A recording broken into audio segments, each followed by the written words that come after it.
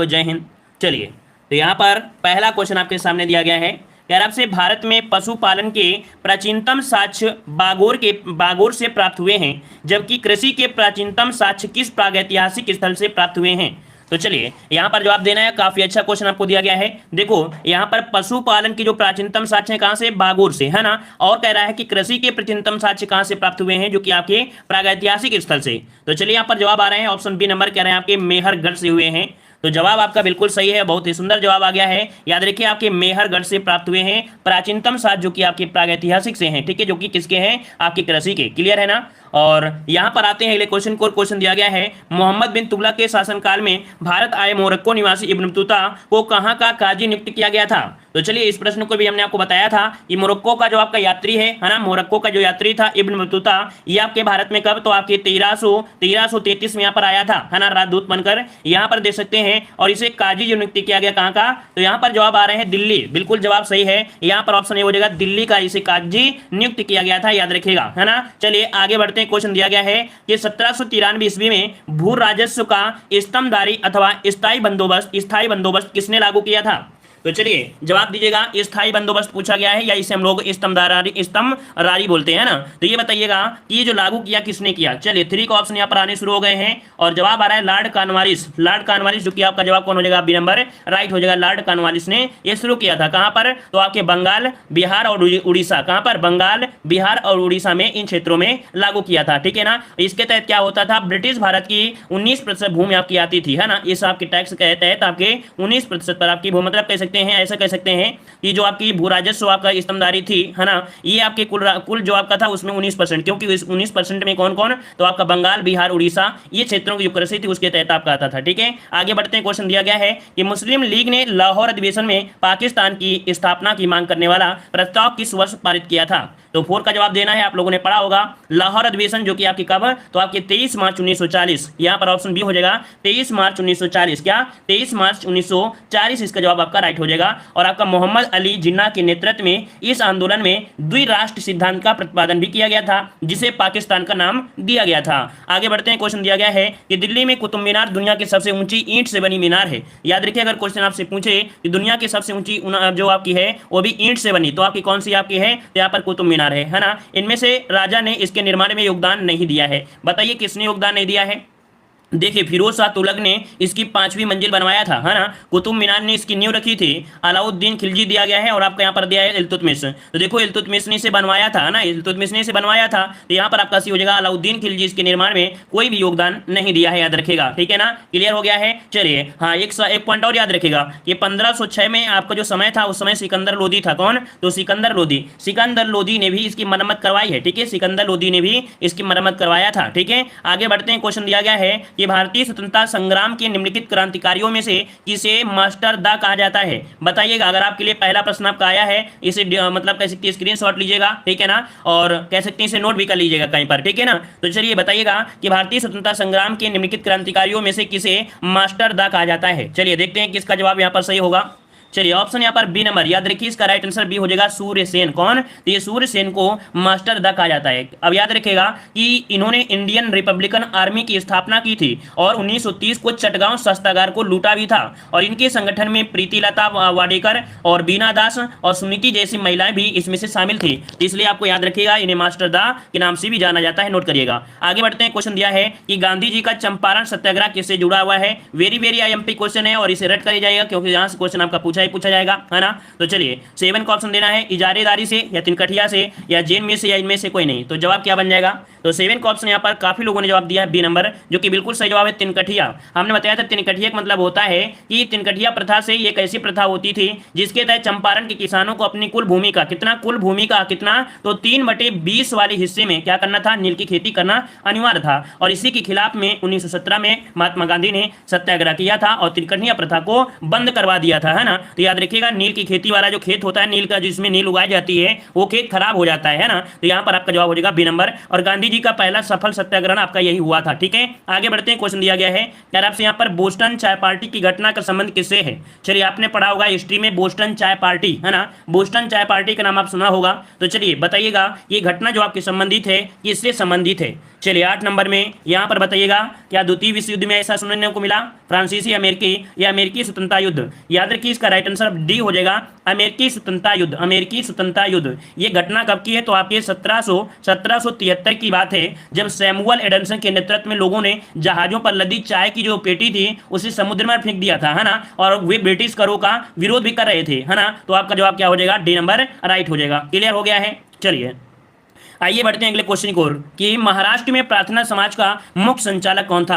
ये देखो महाराष्ट्र में दिया गया है क्वेश्चन, आपका एमपी बन सकता है ना। महाराष्ट्र में प्रार्थना समाज का मुख्य संचालक इनमें से कौन था। चलिए 9 का जवाब देना है और 9 का भी जवाब यहाँ पर कुछ लोग दे रहे हैं बी नंबर एमजी रानाडे। कौन, तो ऑप्शन बी नंबर आपका हो जाएगा एमजी रानाडे हैं, जिन्हें हम लोग महागोविंद रानाडे के नाम से भी जानते हैं। और प्रार्थना समाज की स्थापना कब हुई थी, तो आपके 1867 ईस्वी में आपके किसने किया था, आत्माराम पांडुरंग और आपके एमजी रानाडे, मतलब दो लोगों ने किया था, है ना। आपको कभी कभी मिलता भी है। तो याद रखिएगा कि आपके प्रार्थना समाज की स्थापना आत्माराम पांडुरंग ने किया था, साथ में एमजी रानाडे भी इसमें से शामिल थे। ठीक है ना। चलिए आगे बढ़ते हैं। क्वेश्चन दिया गया है निम्नलिखित में से किस संस्था की स्थापना महात्मा गांधी ने नहीं की है। तो चलिए 10 का जवाब देना है कि कौन से संस्था की स्थापना महात्मा गांधी ने नहीं किया है। तो चलिए यहाँ पर जवाब आ रहा है, देखो यहाँ पर साबरमती के आश्रम की स्थापना इन्होंने किया था, ये आपको याद ही होगा, है ना। सेवाग्राम भी आपका है, बिल्कुल सही है। फिनिक्स आश्रम ये भी आपका सही है। लेकिन यहाँ पर जो विश्व भारती है ना, विश्व भारती है, ये कह सकते हैं इसकी स्थापना इनसे संबंधित आपकी नहीं है। क्लियर हो गया है। चलिए आगे बढ़ते हैं। क्वेश्चन आपसे अगला पूछा गया है क्या है किसी तारे का रंग निर्धारण करता है। चलिए बताइएगा कि कोई अगर तारा है वो ज्यादा चमकदार है या कम चमकदार है, वो क्या रंग निर्धारित करता है, मतलब किसी तारे का जो रंग निर्धारण करता है वो क्या करता है। तो याद रखिए निर्भर करता है क्या, तो यहाँ पर ताप को, मतलब यहाँ पर देख सकते हैं कि 11 का जो ऑप्शन आपका बनेगा वो आपका ए नंबर हो जाएगा, उसके ताप पर निर्भर होता है, उसके ताप पर निर्भर होता है, याद रखिएगा। ठीक है ना। और मतलब कहा जाता है कि जितना ज्यादा चमकीला होगा उसकी आयु उतनी कम होती चली जाती है। ठीक है ना। जितना ज्यादा चमकीला होगा उतनी उसकी आयु क्या होती, कम होती चली जाती है। ठीक है ना, समझ में आ रहा है। उसका हाइड्रोजन क्या होता है, धीरे धीरे कम होता रहता है। चलिए आगे बढ़ते हैं। क्वेश्चन दिया है निम्नलिखित में से कौन शीतोष्ण घास का मैदान है। चलिए बताइएगा शीतोष्ण घास के मैदान कौन है। शीतोष्ण, शीतोष्ण किसे कहते हैं, देखो आपके शीत कटिबंध आपका होता है और यहाँ बीच में होता है उष्ण कटिबंध, उसके बीच में जो गैपिंग होती है 23.5 और 66.5 वाली, इसे हम लोग शीतोष्ण कहते हैं। तो इस एरिया में आपका स्थित होगा, कौन सा है। चलिए 12 नंबर में, और 12 का जवाब बनेगा यहाँ पर आपका डी नंबर। याद रखिए वेल्ड जो आपका है ना, वेल्ड यह जो आपका है वेल्ड, ये आपके दक्षिण अफ्रीका में है। कहाँ पर, आपके दक्षिण अफ्रीका में पड़ता है ना। डाउन्स कहाँ पर है, ये आपके ऑस्ट्रेलिया में है। ठीक है ना। और आपका पंपास जो पड़ता है कहाँ पर, तो ये आपके अर्जेंटीना में पड़ता है। मतलब ये सभी हैं, ये आपके शीतोष्ण घास के मैदान है, याद रखिएगा। ठीक है ना। क्लियर हो गया है। और याद रखिएगा कि अमेरिका में शीतोष्ण घास के मैदान को प्रेयरी के नाम से जानते हैं। क्या, प्रेयरी के नाम से जाना जाता है। ठीक है ना। और आगे बढ़ते हैं। क्वेश्चन दिया गया है उत्तरी अमेरिका के शीतोष्ण घास को देखो दे भी दिया गया है, 13 नंबर में आपको दे भी दिया गया है कि उत्तरी अमेरिका में शीतोष्ण घास के मैदान क्या है। तो यहाँ पर आपका हो जाएगा क्या, तो प्रेयरी है आपका जवाब राइट हो जाएगा। क्लियर हो गया इतना पॉइंट सभी को। चलिए यहाँ पर बी नंबर राइट हो जाएगा। अगला दिया गया है अंडमान और निकोबार द्वीप समूह भारत एक संघ शासित प्रदेश है, निकोबार में द्वीपों की संख्या आपको बताना है। यहाँ पर देखो दिया गया निकोबार द्वीप में, है ना। देखिए यहाँ पर जवाब दीजिए, इसका राइट आंसर क्या हो जाएगा। तो चलिए देखते हैं इस प्रश्न का जवाब आप लोग कितना सही करने वाले हैं। चलिए आप लोग तुक्का का सहारा लेते हैं या अपने दिमाग का सहारा लेते हैं। अगर आप दिमाग का सहारा लेंगे तो आप लोग थोड़े से सही से जवाब देंगे, और तुक्के का सहारा लेंगे जीवन भर तो आप लोग गलत जवाब देंगे। तो चलिए काफ़ी लोग जवाब दे रहे हैं, यहाँ पर आपका 300 दे रहे हैं और कुछ लोग जवाब दे रहे हैं यहाँ पर 204। ये तो पता ही है कि 204 इसमें से आपके जो थे, लेकिन कंप्लीट में आपके अंडमान और निकोबार द्वीप दिया गया है ना। तो भाई यहाँ पर 300 तो आपका होगा नहीं। अब यहाँ पर दिया गया है सिर्फ आपकी निकोबार में दिया गया है। कहाँ पर, निकोबार में। तो निकोबार में याद रखिएगा 19 हैं। कितने हैं, मात्र निकोबार द्वीप समूह में कितने हैं, तो आपके 19 हैं। याद रखिएगा इसका राइट आंसर जो आपका बनेगा बी नंबर बनेगा। कितना, 19 आपका बनेगा, मात्र 19 है। ये बात की जा रही है, निकोबार की बात की रही है, ना कि आपके अंडमान निकोबार दोनों की बात की जा रही है। समझ में आ गया ना, क्लियर हो गया, समझ में आया ना। चलिए आइए बढ़ते हैं अगले क्वेश्चन को। और क्वेश्चन आपसे अगला पूछा गया है कि भारत में कौन सा राज्य नारियल का सबसे बड़ा उत्पादक राज्य है। यहां पर देखो नारियल की बात किया है, और नारियल की अगर बात करते हैं तो यहां पर आपका जवाब जो बनेगा वो सही जवाब इनमें से क्या हो जाएगा। ये देखो आपके अपडेट होते रहते हैं, ठीक है, क्या अपडेट होते रहते हैं, और इस अपडेट के अकॉर्डिंग देखा जाए तो यहां पर जो आपका दिया गया है कौन सा, तो आपका तमिलनाडु, ठीक है, तमिलनाडु जो आपका दिया है, ये अपडेट के अनुसार आपका तमिलनाडु है फर्स्ट नंबर में, और सेकंड नंबर अब यहाँ पर कौन है, केरल है। ये अपडेट होते रहते हैं, इस अपडेट को हम अलग से यहाँ पर वीडियो बना देंगे, ठीक है ना, ये अपडेट जो आपको अलग से बना देंगे। यहाँ पर जो आपका अपडेट है इसके अनुसार आपका यहाँ पर फर्स्ट नंबर में तमिलनाडु है, और सेकंड नंबर में आपका कौन है, केरल में है, ठीक है ना, क्लियर हो गया है। चलिए आगे बढ़ते हैं, क्वेश्चन दिया गया है, हाँ इकोनॉमिक्स की जो आपकी क्लास है वो आपको मिल जाएंगी, तो इकोनॉमिक्स में अपडेट हम पूरी तरीके से दे देंगे, ठीक है। अगला क्वेश्चन दिया गया है कि मुद्रास्फीति के समय कौन सा वर्ग लाभ में रहता है। ये बताइए जब मुद्रास्फीति होती है तो उस समय कौन सा वर्ग लाभ होता है, अर्थात किस व्यक्ति को लाभ होता है मुद्रास्फीति के समय में। तो चलिए यहां पर जवाब देना है, सही क्या हो जाएगा। देखो इस वाले क्वेश्चन में हमने फिर से बता दिया है, अपडेट होता रहता है, आप लोगों को चेक कर लेना है। जब हम यहां पर इकोनॉमिक्स पढ़ाएंगे तो इकोनॉमिक्स में हम आपको पूरा अपडेट दे देंगे, गेहूं कौन है, चावल में कौन है, नारियल में कौन है, कपास में कौन है, और आपके मूंगफली में कौन है, ये हम आपको दे देंगे। हमने आपको बता दिया, आप लोग अभी सर्च कर लीजिएगा, इकोनॉमिक्स में हम टोटल आपका अपडेट दे देंगे, ठीक है ना। आगे बढ़ते हैं, क्वेश्चन दिया है मुद्रास्फीति के समय कौन सा वर्ग लाभ में रहता है, अर्थात किसको लाभ होता है ये बताइएगा।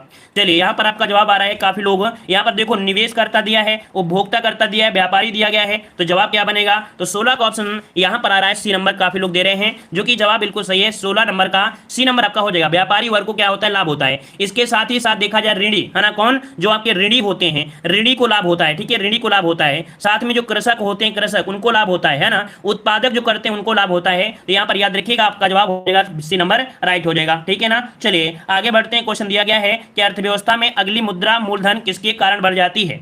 अर्थव्यवस्था में असली, माफ करिए यहाँ पर असली दिया है, अर्थव्यवस्था में असली मुद्रा मूलधन किसके कारण बढ़ जाती है, किसके कारण बढ़ जाती है, तो 17 का ऑप्शन बनेगा यहाँ पर आपका ए नंबर, कीमतों में जब कमी होती है, क्या, जब कीमतों में कमी होती है उसी के कारण, यहाँ अर्थव्यवस्था में वस्तुओं की कीमत कम होती है, तब जो असली मुद्रा होता है उसका मूल्य क्या होता है, बढ़ जाता है, ठीक है ना। आगे बढ़ते हैं, क्वेश्चन दिया गया है बेरोजगारी के एक प्रकार को क्या कहते हैं जिसमें कई लोगों के कार्यरत होने पर भी उत्पादकता कम होती है। यहाँ पर देखिए 18 नंबर में अगर आप अच्छे से पढ़ेंगे तो आप समझ जाएंगे कि नहीं इस क्वेश्चन का मतलब क्या पूछा जा रहा है। यहाँ पर जो आपका दिया गया है वो प्रच्छन्न बेरोजगारी के बारे में दिया गया है। किसमें, प्रच्छन्न बेरोजगारी क्या होती है कि जिसमें कई लोगों के कार्य होने पर भी उत्पादकता कम होती है, और इस प्रकार की बेरोजगारी मुख्यतः कृषि में होती है। हमने बताया था प्रच्छन्न बेरोजगारी को छुपी हुई बेरोजगारी का नाम देते हैं। जैसे गांव में होते हैं 6 लोग होते हैं और खेत में कार्य करने जाते हैं, चाहे वो 4 लोगों का काम हो लेकिन पूरे परिवार को बटोर के ले जाएंगे, है ना, समझ में आ गया ना। तो ये छिपी होती है जिसे हम लोग प्रच्छन्न बेरोजगारी के नाम से कहा जाता है। क्लियर हो गया ना, समझ में आ गया,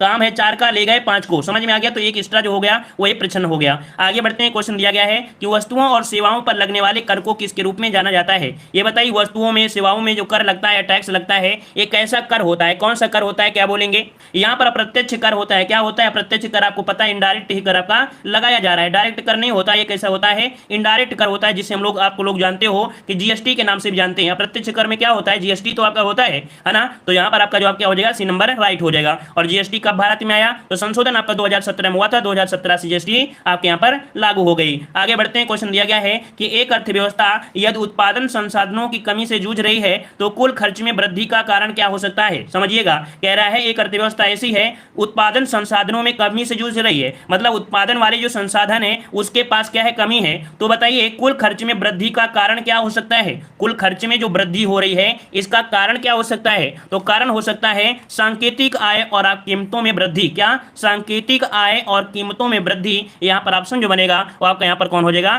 तो सी नंबर इसका जवाब राइट हो जाएगा, ठीक है ना।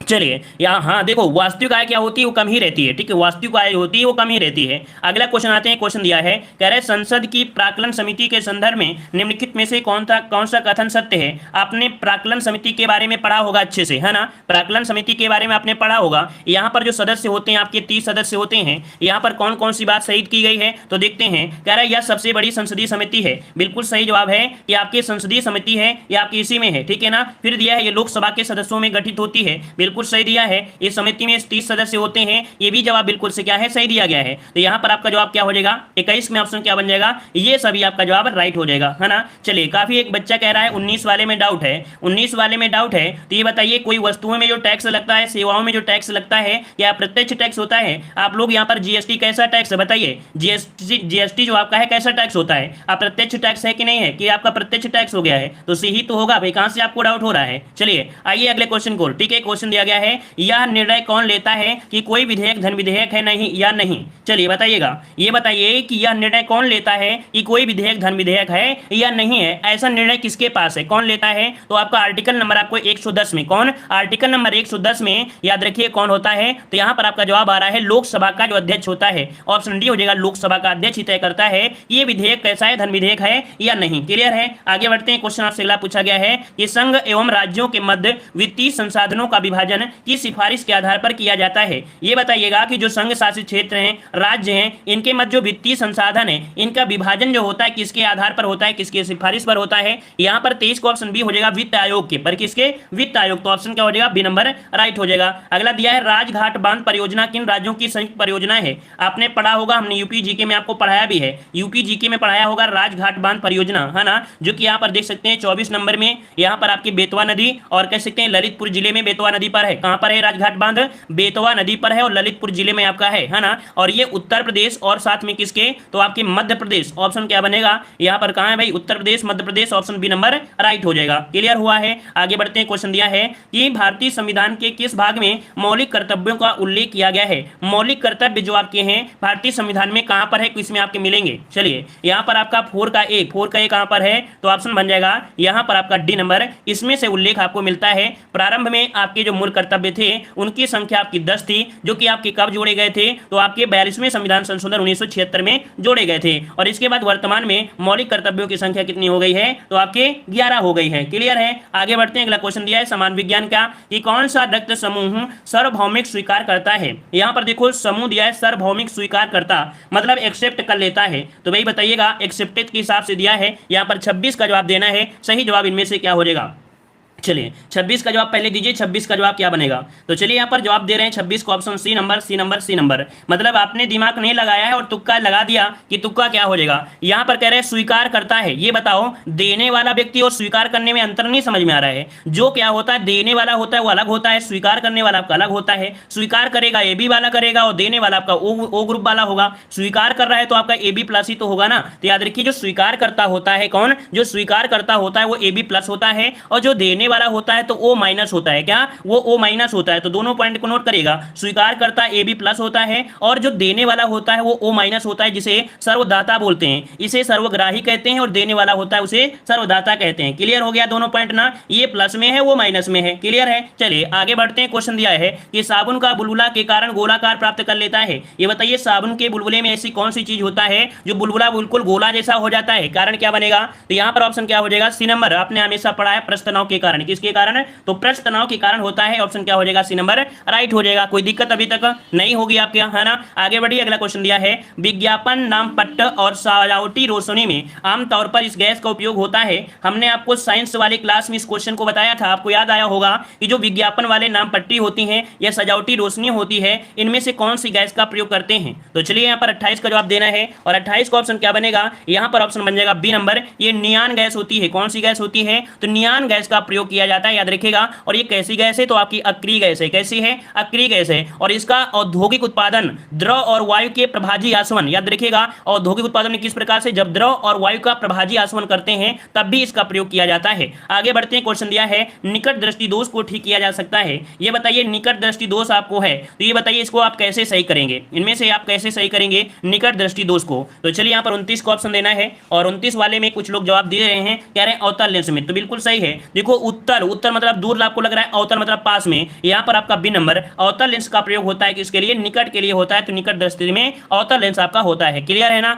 और ये परिभाषा भी आपको याद रखना है, क्योंकि यहाँ पर दिक्कतें आपकी आ जाती हैं। इस रोग से पीड़ित व्यक्ति निकट की रखी वस्तु को स्पर्श देख लेगा परंतु दूर की नहीं, है ना। तो यहाँ पर आपका जवाब हो जाएगा बी नंबर। आगे बढ़ते हैं। क्वेश्चन दिया है कारण निर्वात में किन तरंगों को प्रसारित नहीं किया जा सकता है। ये बताइए कोई भी अगर आपका निर्वात है, निर्वात मतलब होता है जहां पर वायु का आगमन ना हो। जब वायु का आगमन नहीं होता है तो वहां पर कह सकते हैं कौन सी तरंगों का प्रसारण नहीं किया जा सकता है? तो 30 को ऑप्शन यहाँ पर दिया गया है, ऑप्शन सी दे रहे हैं ध्वनि तरंगे, लेकिन काफी लोग यहाँ पर जवाब दे रहे हैं यहाँ पर आपका डी नंबर। लेकिन भाई साहब इसका राइट आंसर सी होगा, ध्वनि तरंगे। हमने आपको बताया था कि चंद्रमा पर आपको ध्वनि नहीं सुनाई देती, क्यों? क्योंकि वायुमंडल नहीं होता था, तो वहां पर निर्वात होता है ना, तो ऑप्शन सी नंबर इसका राइट बन जाएगा। ठीक है, ध्वनि लगेगा और कुछ नहीं बनाया जाएगा।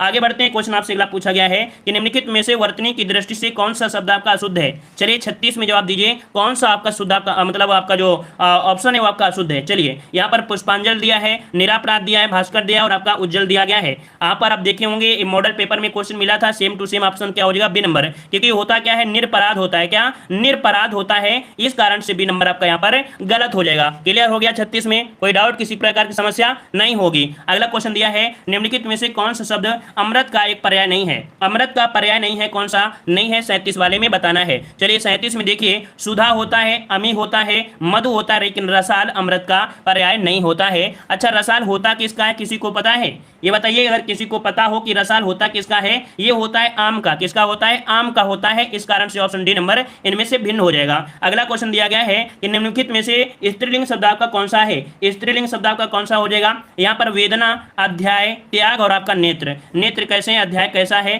त्याग कैसा है, यहाँ पर वेदना कैसी है? मतलब आपका जवाब यहाँ पर वेदना ही हो जाएगा। स्त्रीलिंग कौन है? तो आपका वेदना आपका जवाब राइट हो जाएगा। ठीक है ना। और आगे बढ़ते हैं, क्वेश्चन दिया गया है कि कबीर, तुलसी, सूर आदि कौन से काल के संत कवि हैं?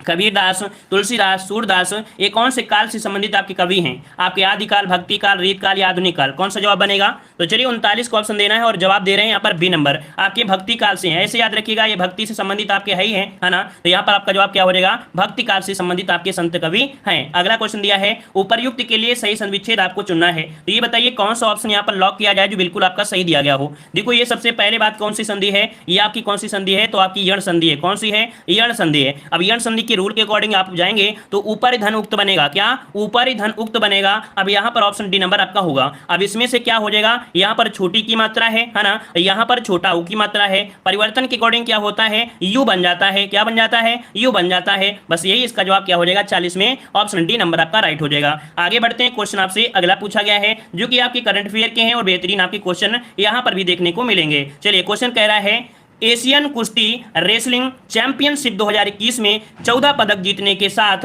भारत को कौन सा स्थान प्राप्त हुआ है? तो चलिए बताइएगा, एशियन कुश्ती रेसलिंग चैंपियनशिप 2021 में 14 पदक जीतने के साथ ही भारत को कौन सा स्थान प्राप्त हुआ है? तो चलिए यहाँ पर जवाब देखते हैं, सही जवाब क्या हो जाएगा। तो चलिए यहाँ पर देखो, ईरान और आपके कजाकिस्तान है ना, यहाँ पर जवाब बिल्कुल सही है। 17 पदक के साथ ये कह सकते हैं कि ऊपर आपके हैं, लेकिन यहाँ पर 14 पदक के साथ ही जो आपका भारत है ये कौन सा स्थान पर आपका है? तो यहाँ पर जवाब आ रहे हैं ऑप्शन यहाँ पर आपका थर्ड नंबर, ये तीसरे स्थान पर है ना। कौन सा है? तो आपके तीसरे स्थान पर है। ये क्वेश्चन आपके बन सकते हैं, याद रखिएगा। इसके पहले भी मॉडल पेपर में हमने आपको बताया भी था। क्लियर है? इतना पॉइंट क्लियर है? चलिए आगे बढ़ते हैं, क्वेश्चन आपसे अगला पूछा गया है। यहाँ पर देखो, जो कि ये क्वेश्चन दिया गया है, भारत के 48वें मुख्य न्यायाधीश के रूप में किसे नियुक्त किया गया है? और ये भी क्वेश्चन आपका बहुत ही अच्छा है, लाजवाब क्वेश्चन आपका है। और ये आपके 48वें मुख्य न्यायाधीश हैं, कौन है? चलिए 52 का जवाब देना है। चलिए 52 नंबर में ऑप्शन आ रहे हैं, यहाँ पर आपका जवाब आ रहा है बी नंबर। चलिए यहाँ पर देखिए और बताइए भाई, सभी लोग जवाब दीजिए, क्या हो जाएगा? न्यायमूर्ति एन.वी. रमण है ना, क्या हो जाएंगे? Justice NV. रमण हैं। याद रखिए ये आपके 48वें नंबर के हैं। कौन से नंबर के? तो आपके 38वें नंबर के आपके बने हैं, तो इनको आपको अच्छे से यहाँ पर नोट कर लेना है। ठीक है ना। और 24 अप्रैल 2021 को ये आपके पदभार ग्रहण किया था। कब? तो 24 अप्रैल 2021 को पदभार ग्रहण किया था। ये कौन से आर्टिकल के तहत किए होंगे? ये बताइए कौन से आर्टिकल के तहत हो? तो आपको हमने पढ़ाया था आर्टिकल आपका 124 है ना, संविधान का अनुच्छेद 124 के तहत जो पद होते हैं शक्तियों के अनुसार, वो आपके कौन से? ऑप्शन बी हो जाएगा। आगे बढ़ते हैं, क्वेश्चन आपसे दिया गया है कि हाल ही में भारत ने किस देश को 100 करोड़ रुपए का गश्ती पोत पीएस जरोस्टर उपहार में दिया है?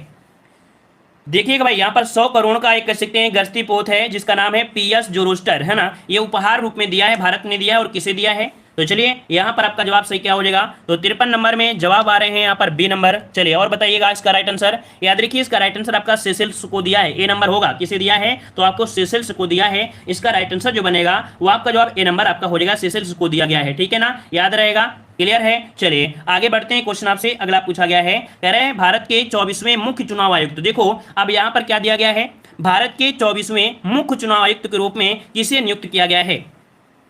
तो चलिए 24वें नंबर दिया है, यहाँ पर मुख्य लगा दिया है, इस पर भी फोकस करना है ना। मुख्य चुनाव आयुक्त तो आपके हैं, और आपका जवाब क्या बनेगा, चलिए यहाँ पर आपका जवाब आ रहा है सुशील चंद्रा। यहाँ पर 54 का ऑप्शन जो बनेगा वो ऑप्शन राइट आपका हो जाएगा, आपका डी नंबर सुशील चंद्रा है। यहाँ पर देखो मुख्य लगा दिया है ना, क्योंकि अगर मुख्य नहीं लगाओगे तो आपका जवाब क्या हो जाएगा, गलती हो जाएगा। और ये मुख्य चुनाव आयुक्त हैं जो आपके मेन होते हैं, वही आपके सुशील चंद्रा है। क्लियर हो गया है। चलिए आगे बढ़ते हैं, क्वेश्चन आपसे अगला पूछा गया है। चलिए कह रहा आपसे कि हाल ही में ओलंपिक खेलों के लिए क्वालिफाई करने वाली भारत की सबसे कम आयु की महिला पहलवान कौन बन गई हैं।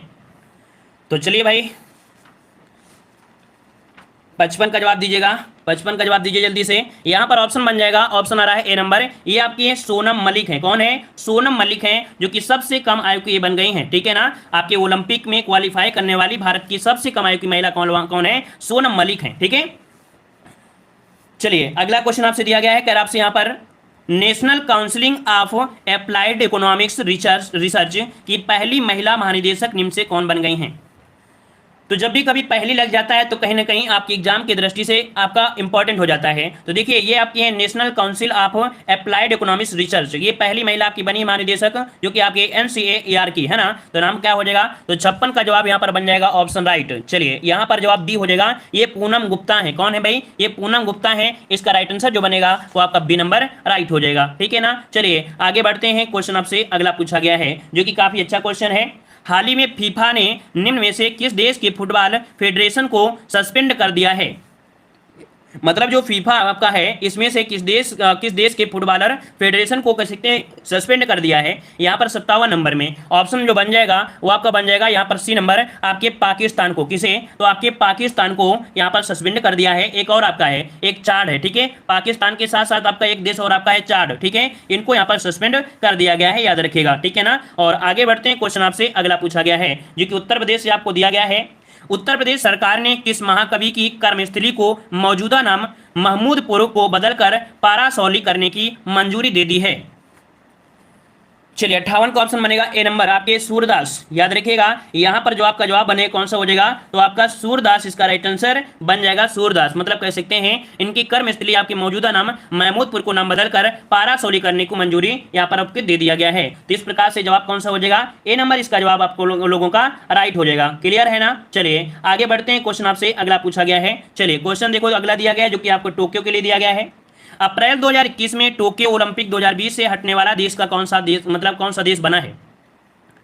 अपने जो 2021 का टोक्यो ओलंपिक है ना, ये आपका हट चुका है। यहाँ पर कौन सा बनेगा, तो चलिए यहाँ पर जवाब आ रहे हैं 59 को ऑप्शन डी दे रहे हैं, मतलब सभी लोग जवाब यहाँ पर दे रहे हैं डी नंबर। तो चलिए यहाँ पर देखते हैं कि आप लोगों के जवाब बिल्कुल से यहाँ पर 100% राइट है। तो जी हाँ बिल्कुल सही है, उत्तर कोरिया है। याद रखिएगा कोरोना के चलते हुए उत्तर कोरिया ने टोक्यो ओलंपिक 2020 से हटने वाला ये आपका देश कौन, आपका उत्तर कोरिया हो जाएगा। क्लियर है ना। और यहीं पर अगर याद रखिए एक पॉइंट आपसे बनेगा क्या एग्जाम में, एग्जाम की दृष्टि से आपका पॉइंट बनेगा कि ये बताइए कि जापान जो है ओलंपिक खेलों की मेजबानी कितनी बार कर चुका है ना। मेजबानी जो ओलंपिक खेल कर चुका है जापान कितनी बार, याद रखिए 3 बार किया है। कितने, 3 बार। ये आपका 1964 में आपका हुआ था, फिर इसके बाद 1972 में हुआ, और 1988 आप देख सकते हैं चौथी बार आ गया है ना। 2021 जो कि देख सकते हैं टोक्यो में आपका हो रहा है। तो इस प्रकार से 4 बार आपका हो चुका है, ठीक है ना। चलिए इसके पहले 3 बार, अब तो यहाँ पर लगातार चल ही रहा है, ठीक है ना। क्लियर रहेगा। आगे बढ़ते हैं, क्वेश्चन आपसे दिया गया है UAE की पहली महिला अंतरिक्ष यात्री के रूप में किसे नामित किया गया है। देख सकते हैं ये पहली महिला अंतरिक्ष यात्री है UAE की, है ना। तो आपका जवाब क्या बनेगा, तो चलिए यहाँ पर आपका जवाब आ रहा है 60 नंबर में, ऑप्शन बनेगा आपका सी नंबर। ये आपकी नोरा अल मातरोसी, कौन है, नोरा अल मातरोसी हैं, जो कि पहली महिला अंतरिक्ष यात्री हैं, जो कि आपके UAE की आपके हैं, ठीक है ना। ये भी नोट करिएगा। और आगे बढ़ते हैं, जो कि आपके यहाँ पर GS रिलेटेड आपके क्वेश्चन अब थोड़ा सा आपको सरल लगेंगे। कह रहा आपसे यहाँ पर किस वर्ष ओलंपिक में भारत की टीम फुटबॉल के सेमीफाइनल तक पहुंची थी। बताइए कौन सा वर्ष है जब ये फुटबॉल की जो टीम है ओलंपिक में सेमीफाइनल तक पहुंच गई थी।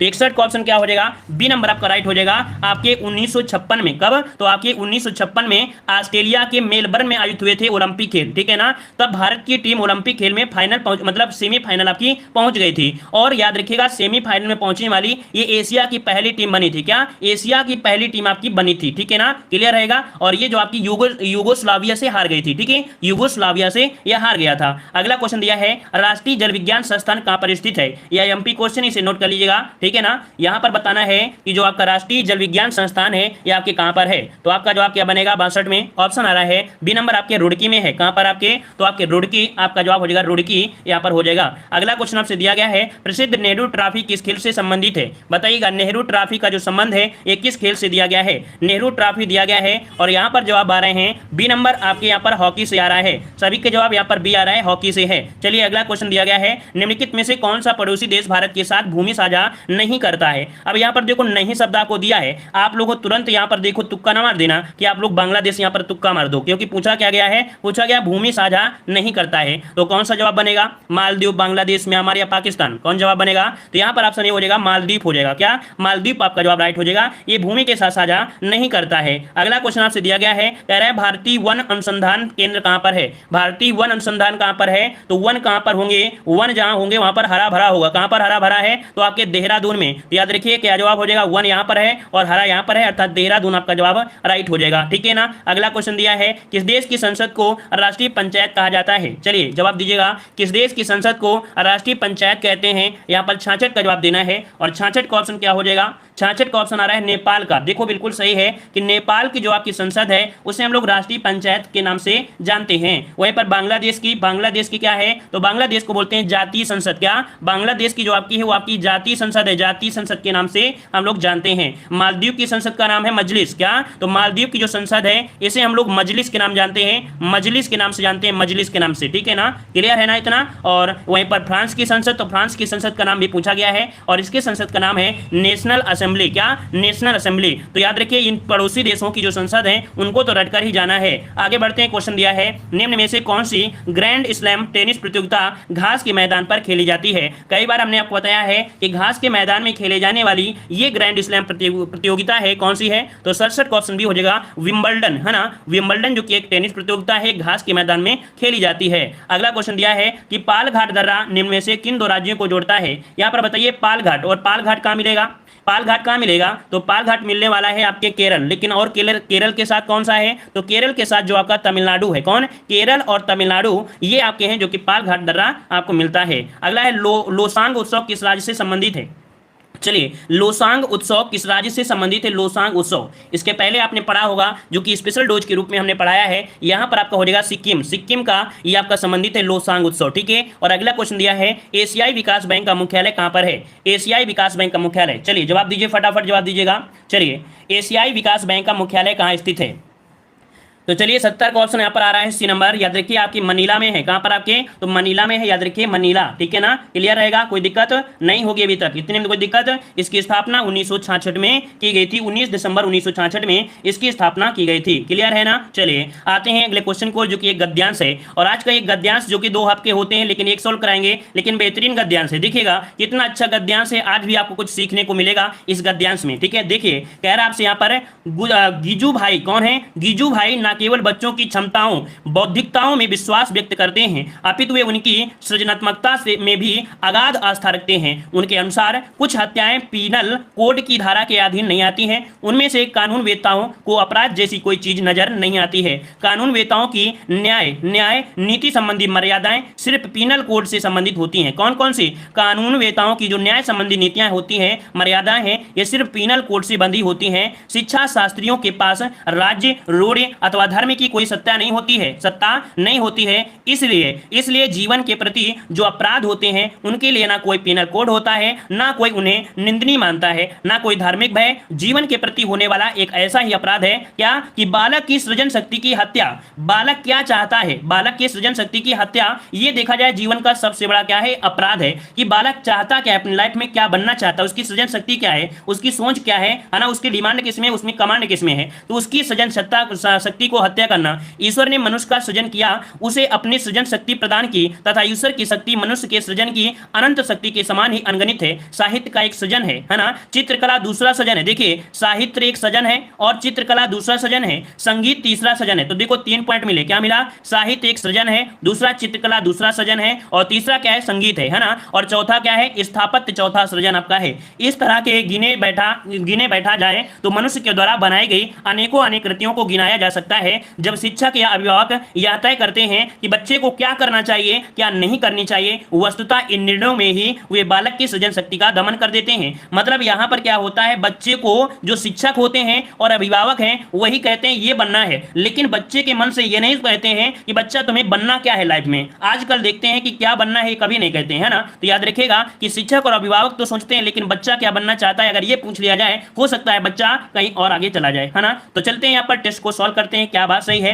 गिजू भाई का किसमें विश्वास नहीं है, गिजू भाई का जो विश्वास है किसमें नहीं है। तो अभी आपने गद्यांश पढ़ा और यहाँ पर देख सकते हैं उसके भविष्य का निर्णय शिक्षकों और अभिभावकों को द्वारा करने में ये इसका विश्वास नहीं है, ठीक है ना। और अगला दिया है कि कौन सा अपराध पीनल कोड की धारा के अंतर्गत नहीं आता है, कौन सा अपराध पीनल कोड की धारा के अधीन नहीं आता है 72 नंबर में। तो यहाँ पर देखो रिश्वत लेना धोखाधड़ी ये आपका है, लेकिन बालक की सृजन शक्ति ये कोई भी कोड में आपको नहीं है, यहाँ पर ये नंबर आपका राइट हो जाएगा। अगला क्वेश्चन दिया है कि बच्चे क्या करें और क्या ना करें जब शिक्षक और अभिभावक यह तय करते हैं तब क्या होता है। ऐसी स्थिति में क्या होता है, बच्चे में जो सृजन शक्ति होती है वो खत्म हो जाती है, करना चाहता है वो युद्ध में लड़ना चाहता है और उसके घर में एक चूहा बना के रख दिए हैं। तो बताइए बच्चे के अंदर क्या बीत रहा होगा, है ना। बनना चाहता है इंजीनियर, उसे डॉक्टर बना रहे हैं, कोई डॉक्टर बनना चाह रहा है उसे खेत के पर घुमा रहे हैं, है ना। तो यहाँ पर सृजन शक्ति जो होती है उसकी खत्म हो जाती है। अगला दिया गया है कि निम्नलिखित में से सृजन के अंतर्गत आपका नहीं आता है, सृजन के अंतर्गत नहीं आता है। तो यहाँ पर देखो किसी विषय पर अपने विचार लिखना इसकी बात है ना। प्रश्नों के उत्तर रटना ये नहीं होता है। याद रखिए सृजन का मतलब होता है प्रश्नों के उत्तर मत रटिए, है ना, उसकी खोजबीन करिए, रिसर्च करिए। तो यहाँ पर जवाब क्या हो जाएगा बी नंबर, ठीक है ना। और अगला दिया है साहित्य शब्द में एक प्रत्यय लगाने पर बनेगा, साहित्यिक शब्द में एक प्रत्यय लगाने पर क्या बनेगा। यहाँ पर 75 का जवाब देना है, आप लोगों को कमेंट बॉक्स में कमेंट करना है, इसका जवाब आप लोगों को कमेंट बॉक्स में कमेंट करना है। और यहाँ पर एक गद्यांश दिया गया है जो कि शिक्षा को वैज्ञानिक मतलब इसको हमने पढ़ा दिया है, तो एक गद्यांश हम आपको यहाँ पर छोड़ दे रहे हैं, लेकिन आपको इसका धन्यवाद सभी को। जय हिंद, वंदे मातरम।